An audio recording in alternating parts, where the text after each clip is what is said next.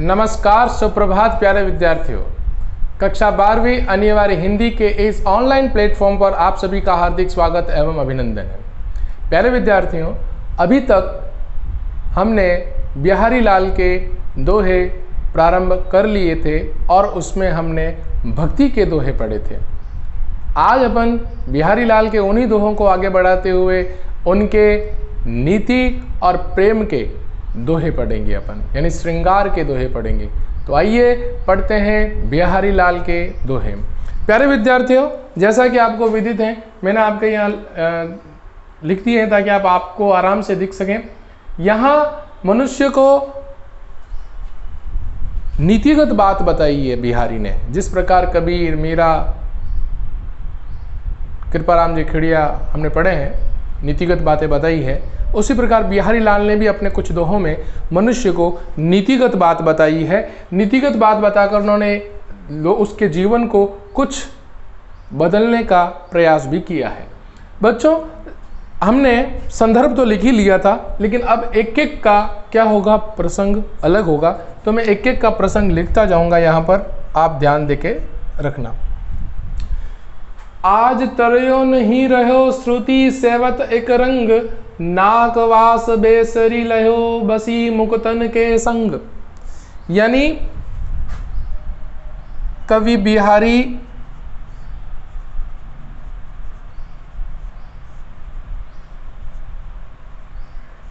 मनुष्य को अच्छी संगत, तटस्थता रहने, यानी तटस्थ रहने, अच्छी संगत रहने,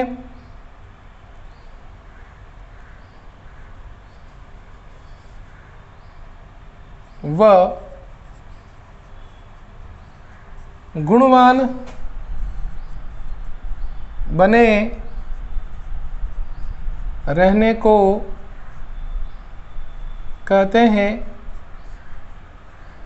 तभी उसका उद्धार होगा। समझे आप?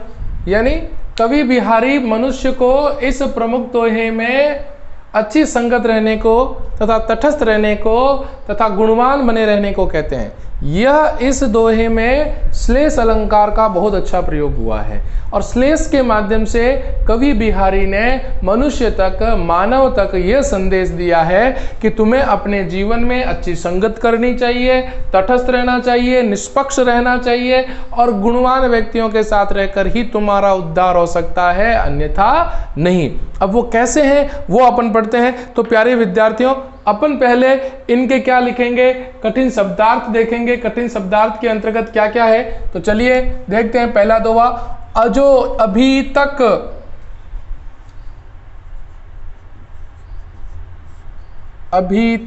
तरयो। देखो, तरयो न का एक तो होता है उद्धार, ठीक है, और एक होता है कान का आभूषण। कान का आभूषण जो सोने के साथ है, ठीक है। रहा है श्रुति यानी कान, ठीक है। सेवत यानी सेवा करना, सेवा करना, और अपन कह सकते हैं शोभा बढ़ाना।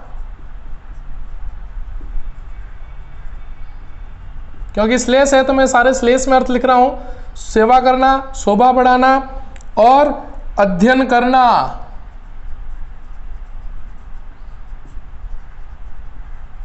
एक रंग, एक ही रंग में, ठीक है।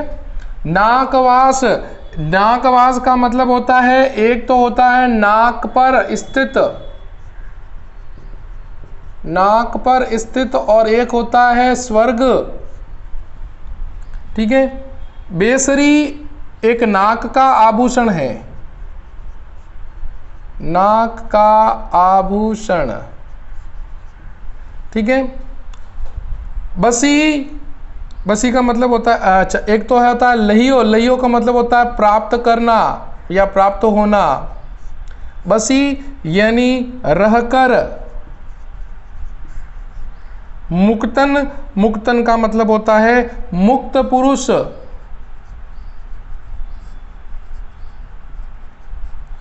और कह सकते हैं निष्पक्ष पुरुष,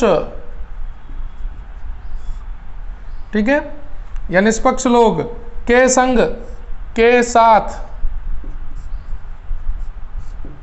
ठीक है। तो यहां पर क्या बात बताई है कवि ने, बहुत अच्छी बात बताई है, ध्यान से समझिएगा इसको, कि आज तरयो नहीं रहो श्रुति सेवत एक रंग, नाकवास बेसरी लयो बसी मुक्तन के संग। कवि बिहारी, कवि बिहारी अपने प्रस्तुत दोहे में मनुष्य को संदेश देते हुए, अच्छी बात बताते हुए कहते हैं कि हे मनुष्य, जिस प्रकार कान का एक आभूषण सोने के साथ रहकर केवल कान की ही सेवा करता है, उसके एक ही स्वर्ण में साथ रहकर कान की ही शोभा बढ़ाता है, वो यहाँ तक ही सीमित है। लेकिन वही आभूषण जो किसी मोती के साथ, देखो नाक का आभूषण जो किसके साथ है, मोती के साथ, किसी मोती के साथ स्थित रहकर, मोती के साथ स्थित रहकर वह नाक पर यानी प्रतिष्ठित स्थान को प्राप्त कर लेता है। बसी मुक्तन के संग, बसी मतलब रहकर, मुक्तन का मतलब होता है मोती, इसको मोती भी कहते, ध्यान रखना, मोती के संग यानी वही सोना मोती का संग पाकर नाक पर स्थित रहता है। श्लेष अलंकार का पहला अर्थ समझ लेना, सोने और मोती के रूप में और एक कान के पत्ते के रूप में।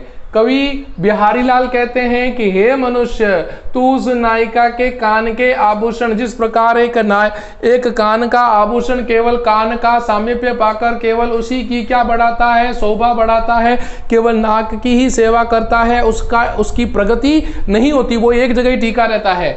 लेकिन जब वही आभूषण या वही स्वर्ण किसी मोती का सहारा लेकर बेसरी के रूप में, एक नाक का आभूषण जिसे अपन बोलते हैं ना, नथ बोल सकते हैं, ठीक है ना, फिनी बोल सकते हैं यहाँ पर, जिसे अपन नोज बिन कहते हैं, ठीक है, उस आभूषण का रूप धारण करके वह शरीर के श्रेष्ठ स्थान यानी नाक पर विराजित हो जाता है।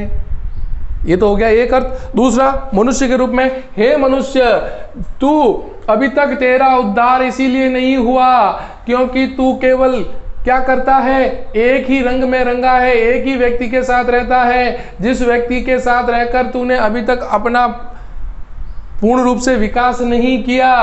क्योंकि जो व्यक्ति मुक्त सज्जन व्यक्तियों के साथ रहता है और मुक्त और सज्जन व्यक्तियों के साथ रहकर वह स्वर्ग को प्राप्त कर लेता है, अर्थात वह ईश्वर के परम सत्ता में, ईश्वर के श्री चरणों में निवास प्राप्त कर लेता है। अर्थात दरबारी व्यक्तियों को भी इंगित किया यहाँ पर, जो दरबार में राजा के पास रहते हैं, जो व्यक्ति राजा के पास रहकर केवल इधर उधर की बातें करते हैं, कान भरते हैं लोगों को कि अजित रियो ही रहो, अभी तक उस दरबार में उस व्यक्ति का इतना प्रतिष्ठित वह इतने पद पर नहीं हुआ क्योंकि वह चुगली कर कर एक दूसरे के कान भरने का कार्य करता था। लेकिन वही व्यक्ति जो मुक्त और निष्पक्ष भाव का था, तटस्थ व्यवहार का था, आज राजा ने उन तटस्थ और मुक्त और सज्जन व्यक्तियों को अपने दरबार में श्रेष्ठ स्थान पर प्रतिष्ठित किया है। ये एक नीतिगत बात इस दोहे में किसने कही, कवि बिहारी ने। आशा करते हैं समझ में आई होगी आपके। अगला चलते हैं, अगला दोहा जो है सगन कुंज। सगन, सगन मतलब विस्तृत, गहरा, कुंज यानी कुंजन वन, वन, छाया मतलब छाया, सुखद यानी सुखदायली, शीतल मतलब शीतल, सुरभि मतलब सुगंध, समीर मतलब हवा या वायु, मनु यानी मानो, उत्प्रेक्ष अलंकार, हुए हुए यानी होता है, हो जाता है, ठीक है, वह का मतलब कृष्ण जैसा, उही उसी, जमुना के तीर यानी यमुना के तट, ध्यान रहे, प्रस्तुत दोहे में कवि बिहारी ने, इसका अगर अपन प्रसंग लिखे हैं,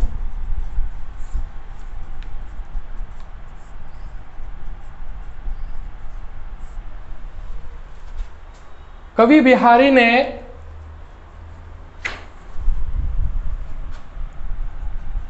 यमुना तट पर स्थित कुंज वनों का सामीप्य पाकर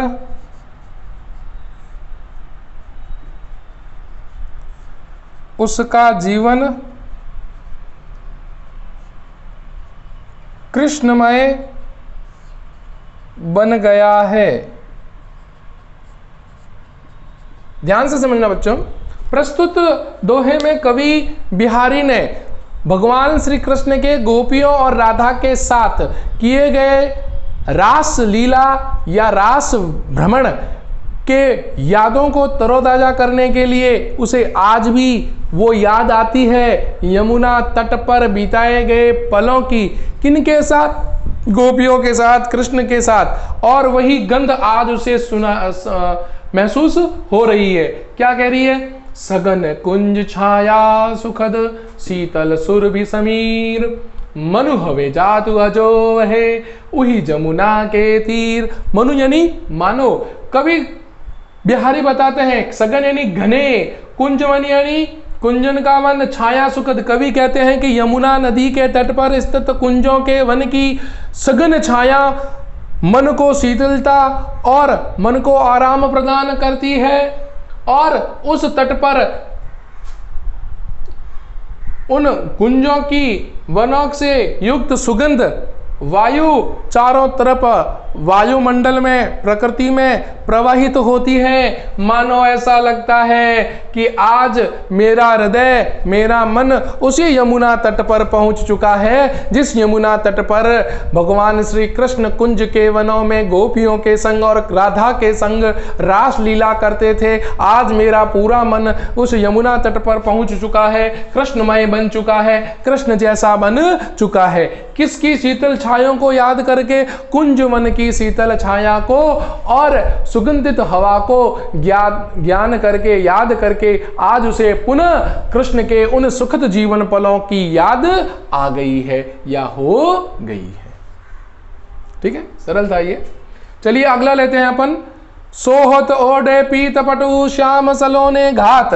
सोहत मतलब शोभित होते हैं। सोहत का मतलब होते हैं शोभा पाना या शोभित होना, शोभा पाना।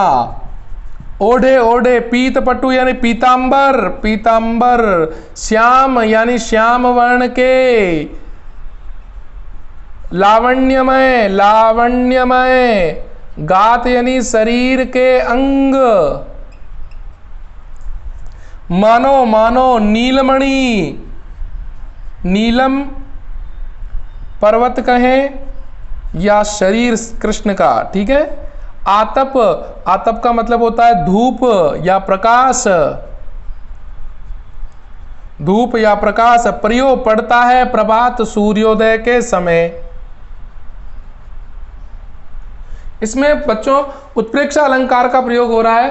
क्या कह रहा है यहां पर तीसरे इस दोहे में? कवि बिहारी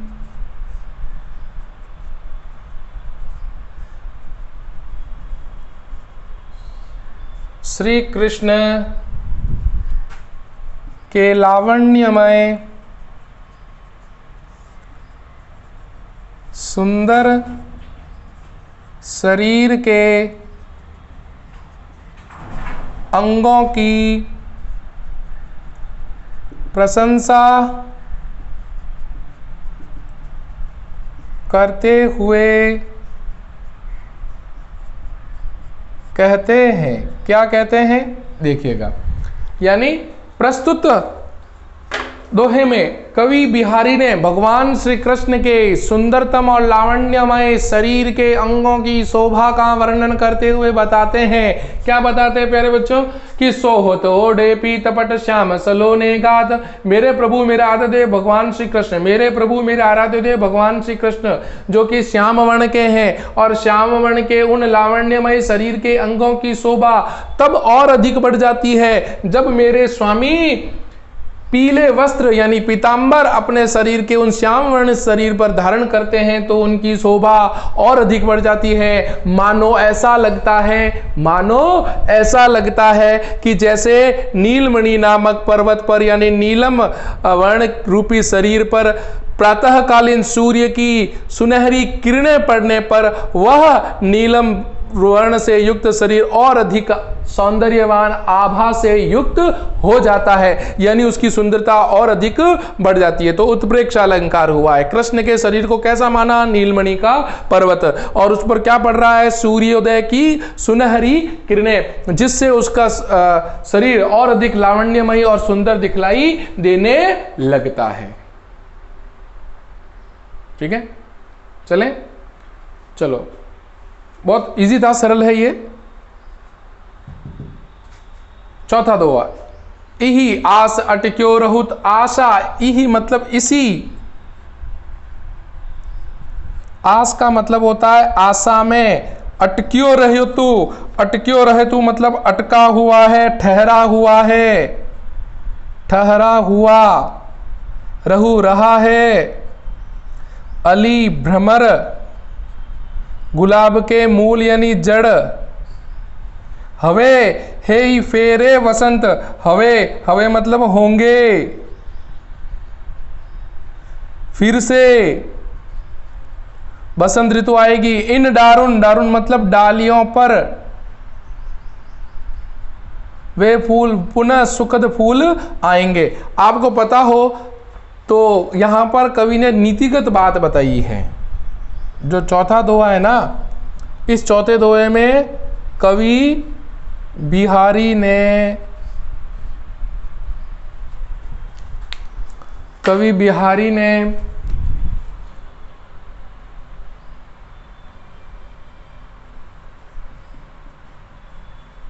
नीतिगत बात बताते हुए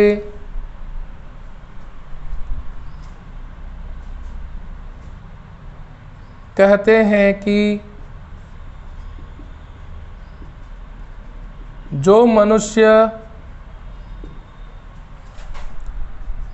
पूर्व की यानी पहले की पूर्व की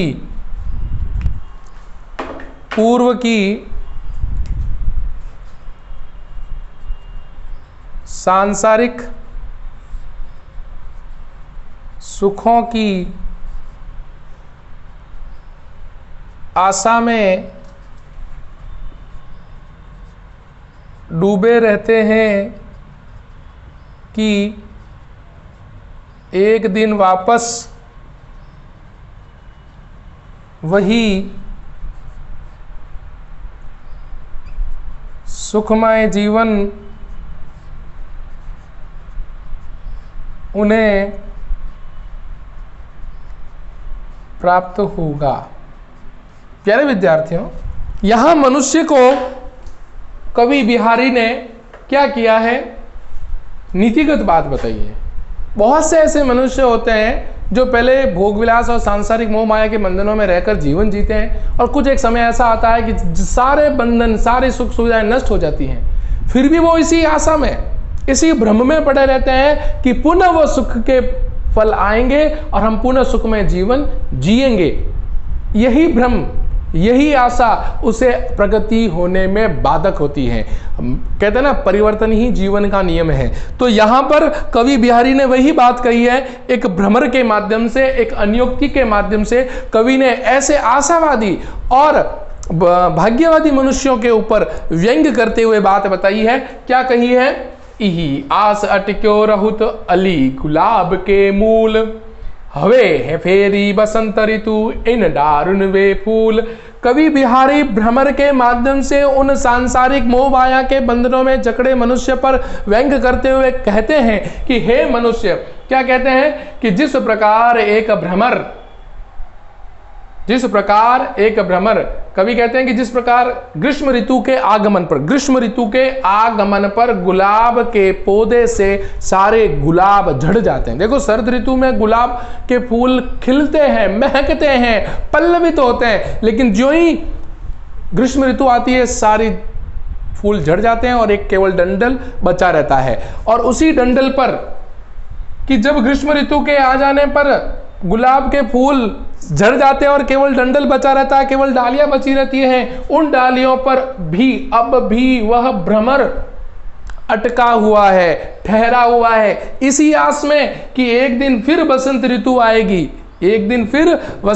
आएगी, और इन डालियों पर पुनः गुलाब के फूल लगेंगे और मैं पुनः गुलाब के फूल पर भोग विलास की जीवन जीऊंगा या भोग विलास से उसका भोग करूंगा।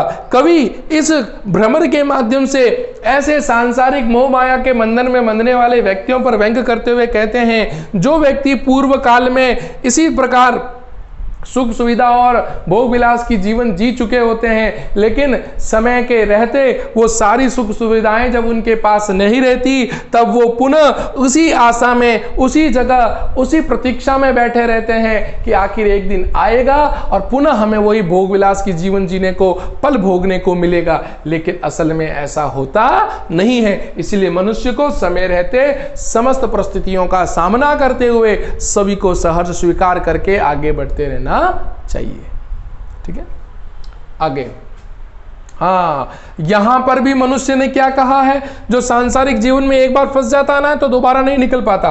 तो वही बात यहां पर कही है, को छुट्टियों इह जाल परी, परी मतलब पढ़ने पर। क्या कहा, को छुट्टियों यानी मुक्त होना,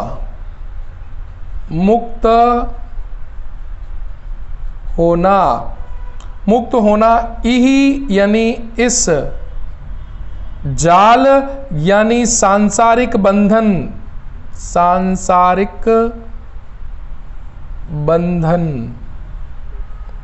ठीक है। कत क्यों, कुरंग यहां आता है हरिण के लिए, ध्यान रखना ये हरिण है, हरिण। अकुलात छटपटाते हैं, छटपटाता है, ठीक है। ज्यों सूरजी सुलझता है,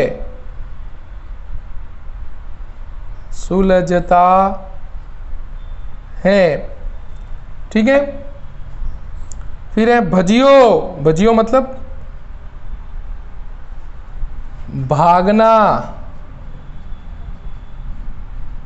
चाहता है, यमक है, ध्यान रखना। और यहां भजियो का मतलब होता है श्री कृष्ण। त्यों उर्जत उलझता जाता है, उलझता जाता है। तो पांचवें इस दोहे में कवि बिहारी ने क्या कहा भाई, ध्यान से समझना। पांचवें दोहे में कवि बिहारी ने नीतिगत बात बताई है। कवि बिहारी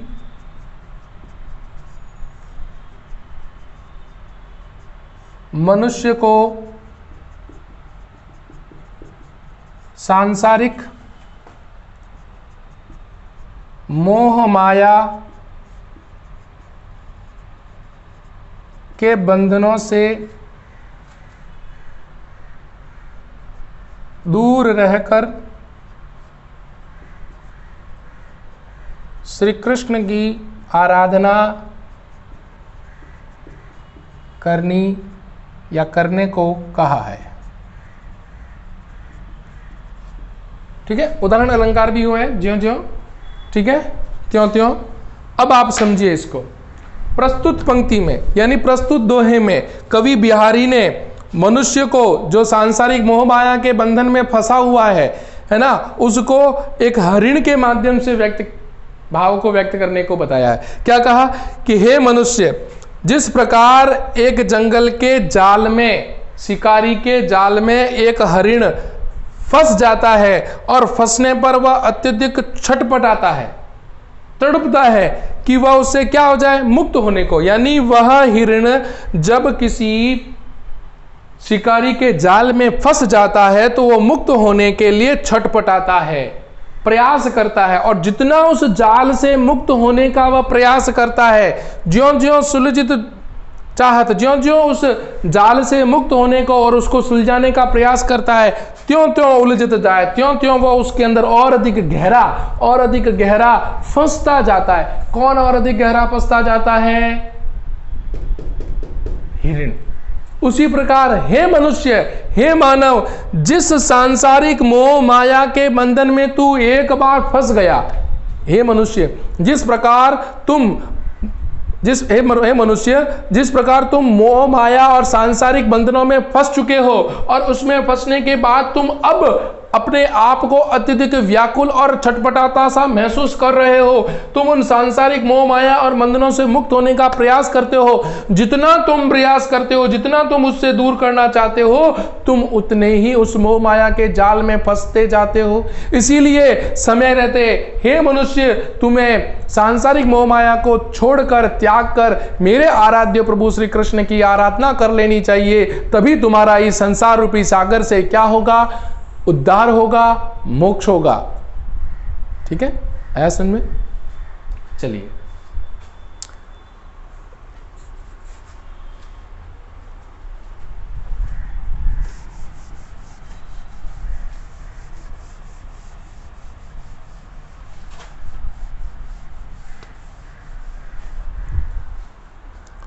अब जो पांचवा दोहा है या छठा दोहा है, इस छठे दोहे में प्रसंग जो होगा वो ये है प्यारे विद्यार्थियों कि गोपियां जो है ना, अब ये श्रृंगारिक दोहा है। दोहा कैसा है? श्रृंगारिक। गोपियां कृष्ण से बात करने की लालसा रखती हैं और बात करने की लालसा में कृष्ण की बांसुरी छुपा देती हैं। तो उक्त दोहे में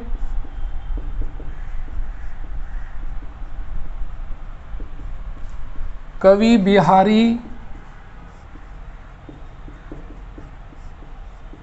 बताते हैं कि गोपियां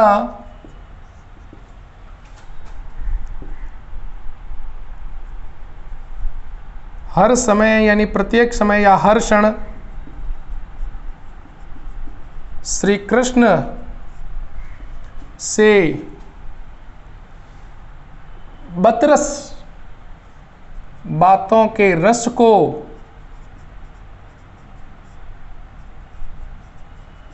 प्राप्त करना चाहती है।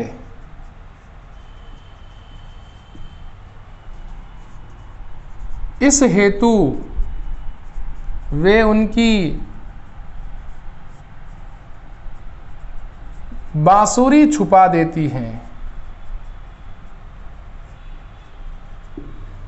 क्या कहा भाई? बहुत अच्छा दोहा है और श्रृंगारिक दोहा है।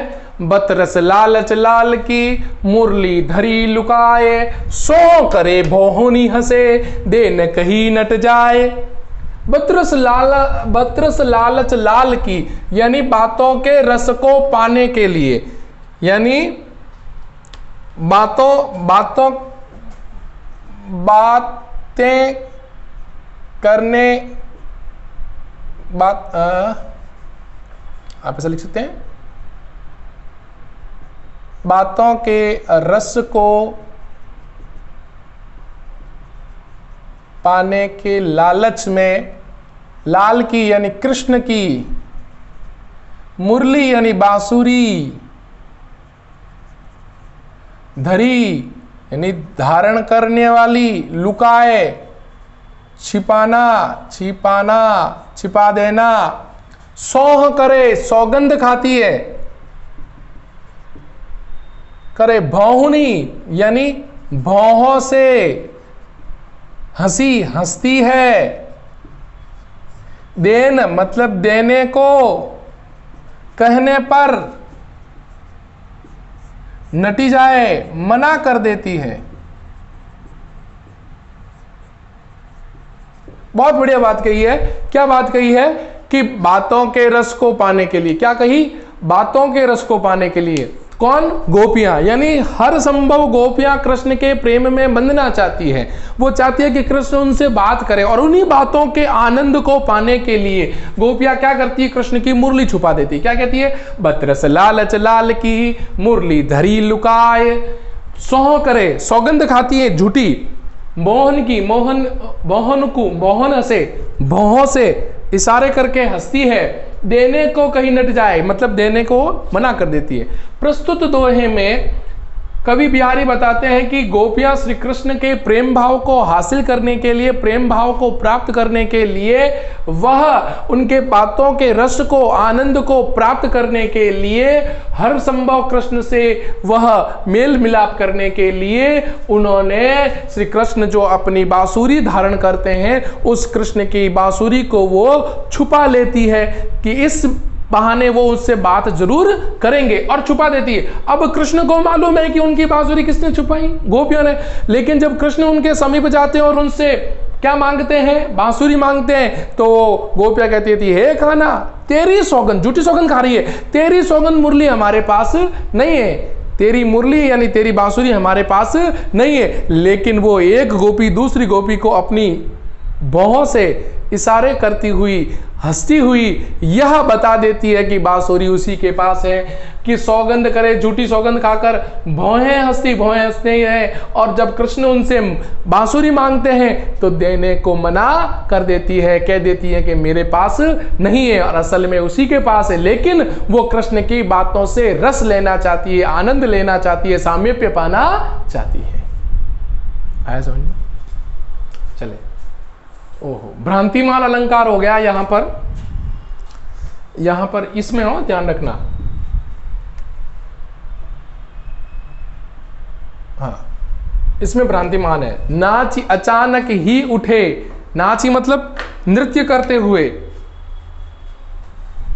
नाची अचानक ही उठे बिनु पावस बनमोर, नाची यानी नाचना,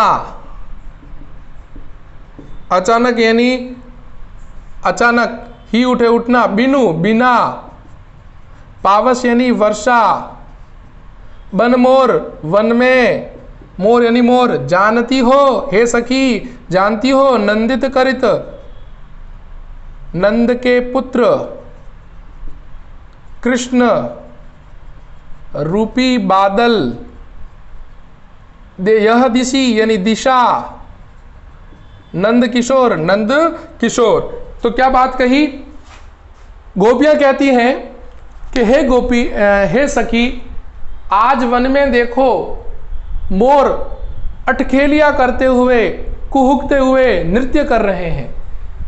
नाची अचानक ही उठे बिनु पावस बन मोर, यानी इस समय वन में मोर बिना वर्षा ऋतु के यूं ही क्या कर रहे हैं? नृत्य करते हुए नजर आ रहे हैं। ऐसा लग रहा है कि मानो हमारे प्रियतम श्री कृष्ण, नंद के पुत्र श्री कृष्ण रूपी बादल आ रहे हैं, और उन्हें, क्योंकि कृष्ण कैसे? श्याम वर्ण के। कृष्ण कैसे? काले वर्ण के। और काले कौन? बादल।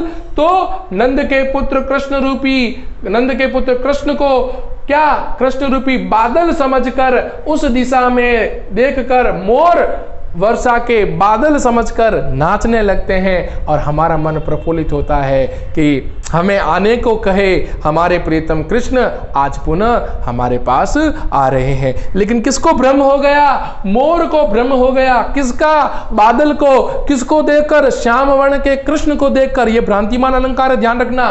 क्या कहा कि नाची अचानक ही उठे, हे गोपी, वन में देखो आज बिना वर्षा ऋतु के मयूर, मोर नृत्य करते हुए दिखाई दे रहे हैं। मानो ऐसा लगती हो, जानती हो तुम क्यों? क्योंकि नंद के पुत्र हमारे प्रियतम श्री कृष्ण आज आने को कहा गए थे कि वो इस दिशा से ही आने वाले हैं, और आज उसी दिशा से श्री कृष्ण रूपी काले बादल, कृष्ण रूपी बादल को आते देख मोर अपने आप को अंदर फूले नहीं समाते, और वह नृत्य करने लग जाते हैं।